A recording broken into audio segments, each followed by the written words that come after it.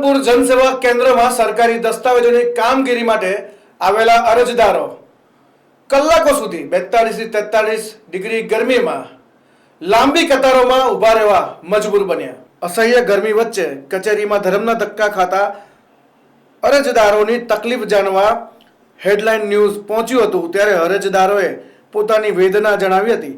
પાલનપુર જનસેવા કેન્દ્રમાં આવેલા અરજદારો સાથે વાતચીત કરતા જાણવા મળ્યું કે રેશન કાર્ડ કેવાયસી માટે સપ્તાહમાં માત્ર 2 દિવસ જ કામગીરી કરવામાં આવી રહી છે, જેના કારણે જનસેવા કેન્દ્રમાં રેશન કાર્ડ કેવાયસીની કામગીરી માટે અરજદારોનો ભારે ઘસારો જોવા મળી રહ્યો છે। જો આ કામગીરી રેગ્યુલર કરવામાં આવે તો અરજદારોનો ઘસારો ઘટી શકાય છે। સપ્તાહમાં 2 દિવસ થતી કામગીરીના કારણે અરજદારો ધર્મના ધક્કા ખાવા માટે મજબૂર બન્યા।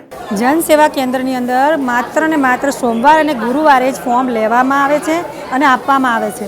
એટલે સોમવારે ફોર્મ લઈ જવાનું, ગુરુવારે આપવા આવવાનું, પછી રાશન કાર્ડની અંદર એન્ટ્રી પડશે એ પછી વાર જુદો। અમારે પણ કંઈ કામ ધંધો હોય છે, એ લોકોને જો કામ હોય તો અમારે પણ કામ હોય છે। અને અત્યારે તમે લાઈન તો જોઈ શકો છો કેટલી બધી ભીડ છે, તો એમાં અમારે 3-4 કલાક ઊભું રહેવું પડશે। હવે એ લોકો સ્ટાફવાળા તો રિસેસમાં જતા રહેશે, પછી અમારે શું કરવાનું? એક તો સખત ગરમી છે, એટલે આટલા બધા ધક્કા ન પડે। અને સિનિયર સિટીઝન તો તમે જો બિચારા ઊભા પણ નથી રહી શકતા, તો નીચે બેસવું પડે છે। તો અહીંયા કોઈ સારી વ્યવસ્થા થાય જનસેવા કેન્દ્રની અંદર એવું। અને પાછું અહીંયા જો આટલી બધી ભીડ છે ને, એક તો આ પંખો બંધ છે અને અહીં પૂછવામાં આવ્યું ત્યારે કે એ તો બગડેલો છે, એટલે પંખાની પણ કોઈ વ્યવસ્થા નથી।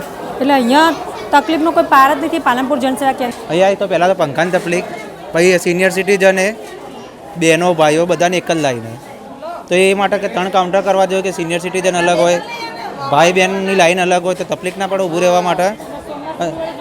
સોમવાર ગુરુવાર હોય 2 દિવસ માટે આવી, બધા ગામડેથી આવી બધા ટાઈમ બગાડીને આવે અને 2-3 કલાક સુધી ઊભું રહેવાનું।